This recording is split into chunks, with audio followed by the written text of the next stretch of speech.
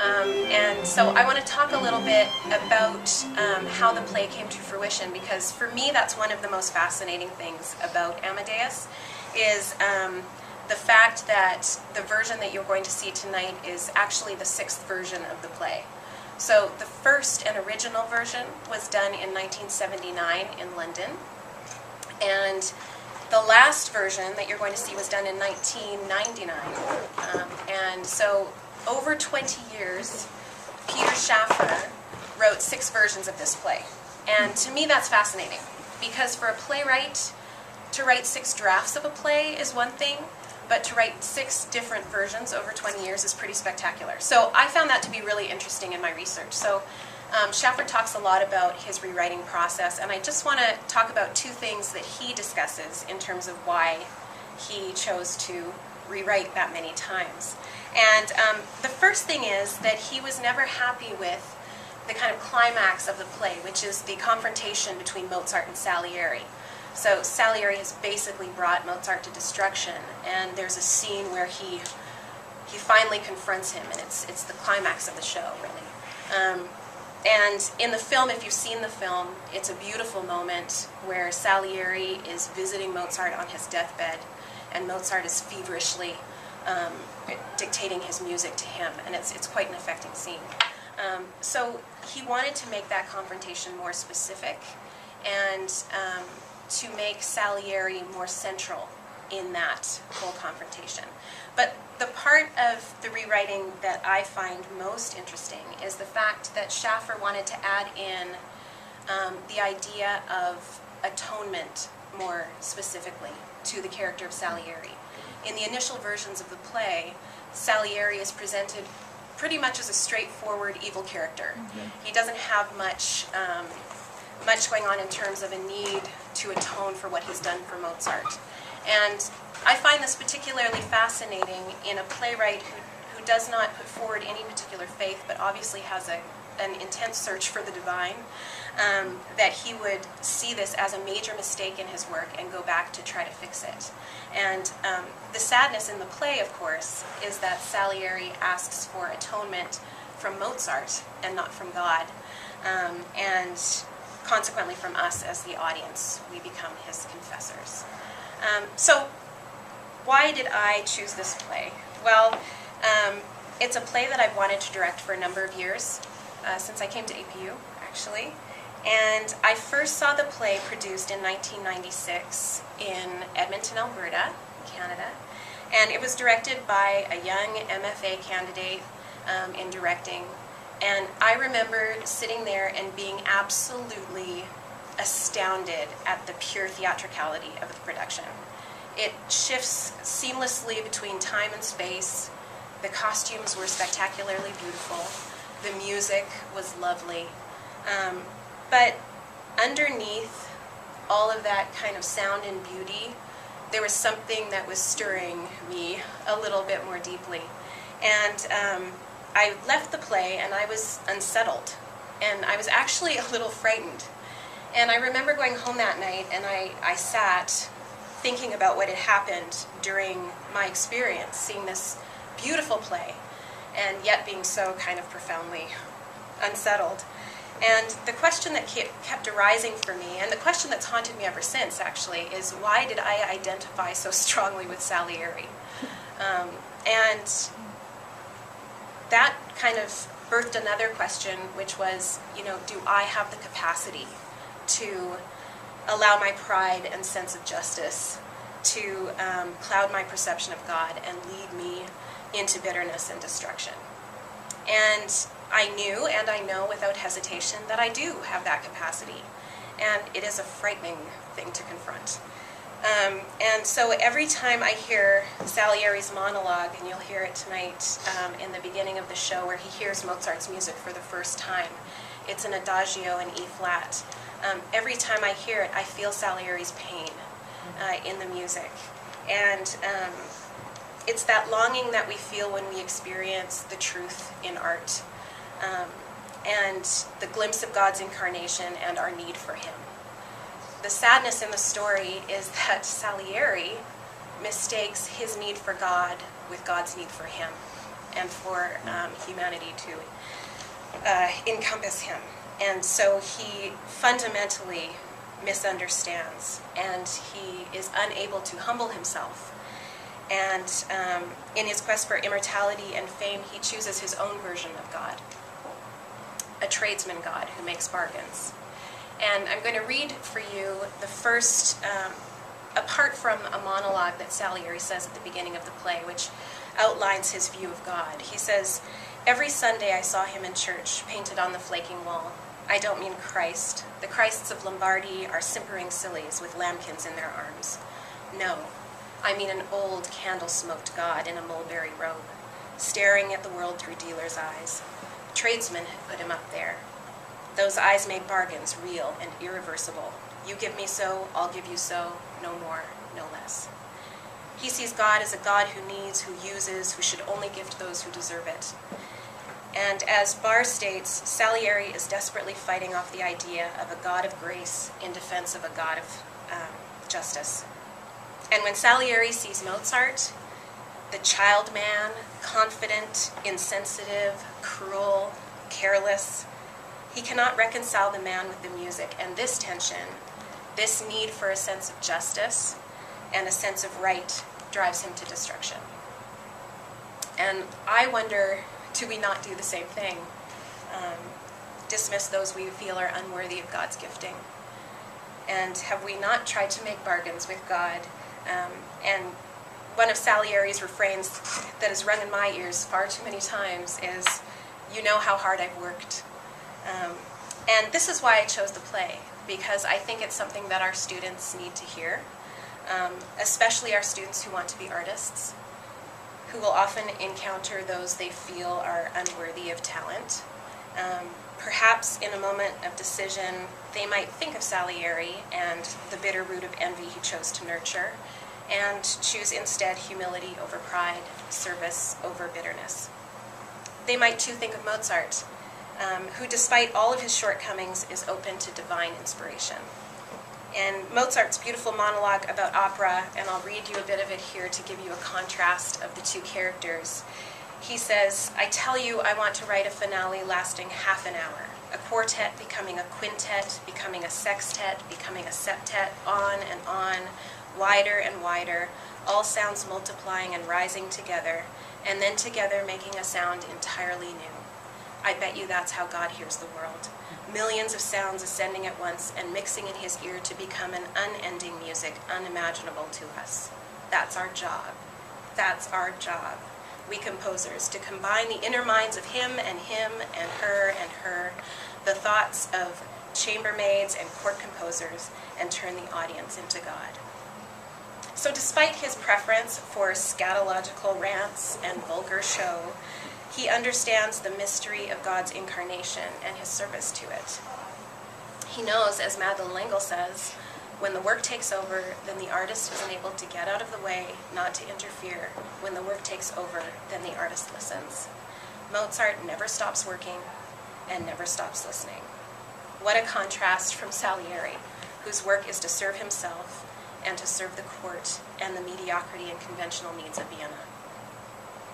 So our desire in the Department of Theater, and part of the reason why we are going to give these pre-lectures, is to give a sense of why some of the content that we do on stage we feel is necessary.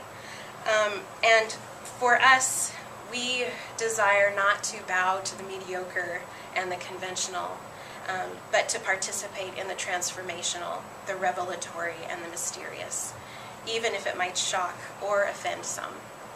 The fart jokes, the scatological humor, the crudeness of Mozart is and should be offensive to us.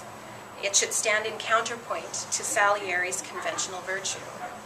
Without it, we are presenting only half of what Schaffer has fully created for us. And we are continually in conversation about this and how it will affect our theater goers, and we're acutely aware that often an off-color joke or a cuss word might well be in all some people hear and focus on. But our sincerest hope is that in being true to the story and the characters and the craftsmanship of the playwright, our audience will be able to hear the beauty of Mozart's music, the truth inherent in Schaffer's play and not dismiss it because it is in a vessel that they feel is inappropriate. How can we identify with Salieri's frustration and with Mozart's divine gifting if we clean up the very things that make those elements resonate with us? So if we do that, we're complicit in telling a half-truth and doing an injustice to our students and ourselves. So Amadeus is a play about many things, which I find absolutely fascinating. And I've chosen tonight to focus in on the view of God in the play. But it's about the destructive nature of envy. It's about the contrast between mediocrity and genius. And at its most basic, it's an interesting historical fictionalization of a historical people and a historical environment. But for me, the aspect of the play that stands out most clearly and the one that I find the most challenging is the view of God espoused by the two main characters. One who sees God as a God of bargains, and one who sees God as the ultimate audience of his genius. And as I say in my director's note, this is really heavy stuff that our students are presenting. When you hear Salieri speak, he declares war against God. He speaks out against him continually throughout the play. That's a very difficult thing to ask an actor to do at APU. And the thing that's come to me through this rehearsal process is how unbelievably equipped our students are to tackle this kind of material, simply because they are so in touch with the spiritual realm. How can you truthfully portray a man who declares war against God and does not see him rightly if you do not seek to see him rightly yourself? And I wonder how an actor can present the role of Salieri without prayer. We pray continually through this process, and every day I pray for Mark Jackson. And how can we gather and create a world that reveals the dangers of creating God in our own image without seeking a right view of God? So it's been a difficult process in that regard in terms of putting this together. But tonight I hope that you, like I did, will enjoy the beauty of the costumes and the spectacular wigs and the lovely music, but that you will go away with some deeper stirrings of what might unsettle you and illuminate who you are in God's image. So this is my very short, kind of expanded director's note, but I thought we could, because it's kind of short, we could open it up for questions, if you like. There's going to be a talk back after the show, and I've only talked about one kind of particular aspect of the play, but if you have any questions, I'd be happy to answer. Yeah. You were talking about how the role of God is definitely present in the script and in the show already. Mm-hmm. Just wondering, are there stage choices? Are there things that the actors do and add in to this show to bring out the Christian element even more? Being from APU and everything like that. Yeah, I think that's a great question, and one of the things we talked about right early in the process, because I had seen a production in San Diego just recently, and I was struck by the kind of lack of spirituality in the play, a play that's fundamentally about God and worship and how God is, the position of the artist and those kinds of things. And so we talked a lot about that in the cast. And I think the very fact that our students bring that perspective with them highlights it more. And so we certainly have focused on those relationships in the play. But I think that awareness of the spiritual realm, you kind of engage in a mystery that maybe isn't there as much. And that certainly seems to be coming through for me with our actors. Any other questions? Yeah. What was your reaction to the film? You saw the film before you saw the play in Canada, and did you, was it dark, heavy? It didn't affect me as much as the play. And I think that that's usual for me in a sense, because when you've got a live actor in front of you saying those words, it's a lot more affecting. And in the play, it's quite different from the film, and you'll see that tonight. But in the play, we, the audience, are Salieri's confessors. There's no priest who's acting as a mediator. And I think the other, tonight, I guess I'll give it away if I say too much, but the film, in the beginning of the film, Salieri's in the madhouse, and he attempts suicide right at the start of the film. And for me, that was a little deflating, because I kind of knew where it went right from the start. And so I had the same reaction to that moment that I talked of, the Adagio in E flat. I had that same reaction, but I didn't have as of a reaction to the film as I did to the play. And I think it's that wonder of live actors in front of you, partly, and also the format of the play, the structure. I think it kind of gets under you, like under the skin a little more for me. But, I mean, I enjoyed the film, but didn't quite as much of a gut reaction. Yeah. How historically accurate is what happens in the play? It's interesting because people are often upset when they see Mozart, who's this wonderful musical genius, kind of playing these games, acting childish. And if you've read Mozart's letters, which I did in the research for the play, you find that a lot of it is very historically based. And some of the things are taken right out of the letters. For example, there's a scene with Constanza where these two guys are measuring her calves. That's right out of a letter. Mozart and Constanza actually broke up for a while because that happened. And you know, the relationship with his father is very much shown in his letters. So the whole idea of Salieri poisoning Mozart, there were rumors that have been documented about that, but there was nothing ever proven that he actually did.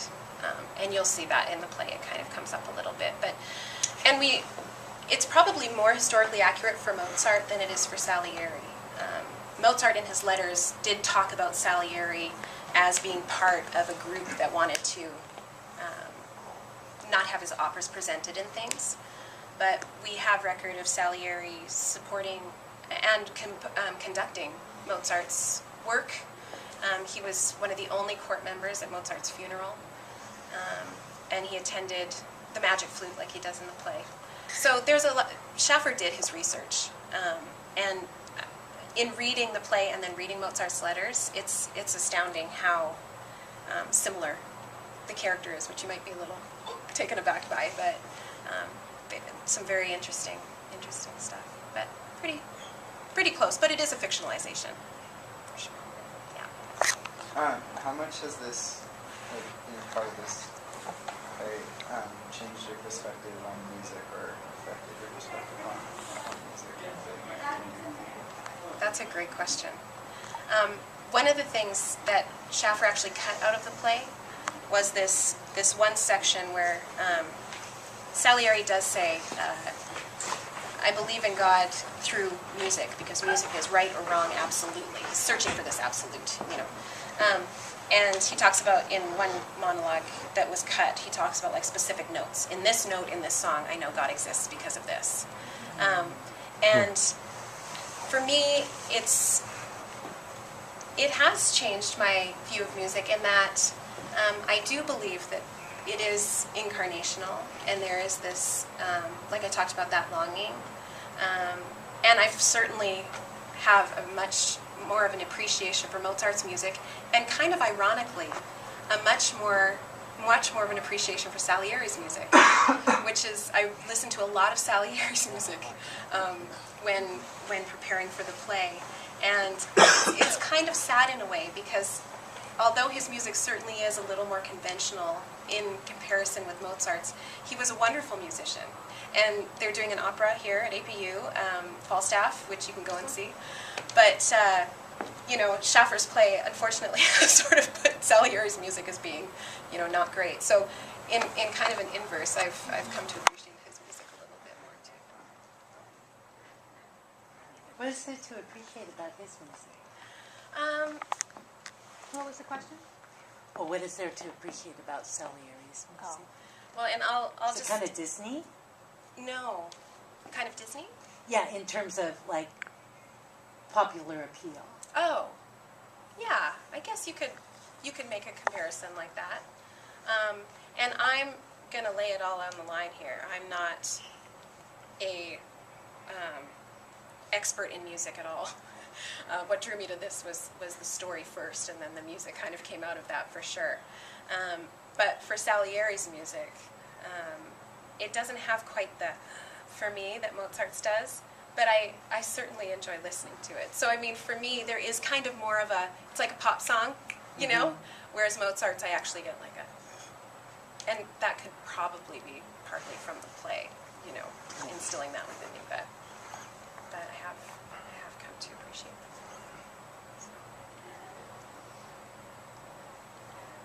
All right. Well, we're at 5 to 7. And I'm going to have to go and attend to some things in the theater. You're all coming to see it tonight, I hope? Good, okay. Well, we're obviously having a talk back after. So after you see the play, you might have some more questions about, you know, some of the things that come up after I've told you the whole plot now. You can see it and continue the conversation afterward. But thanks for coming. Thank you. And,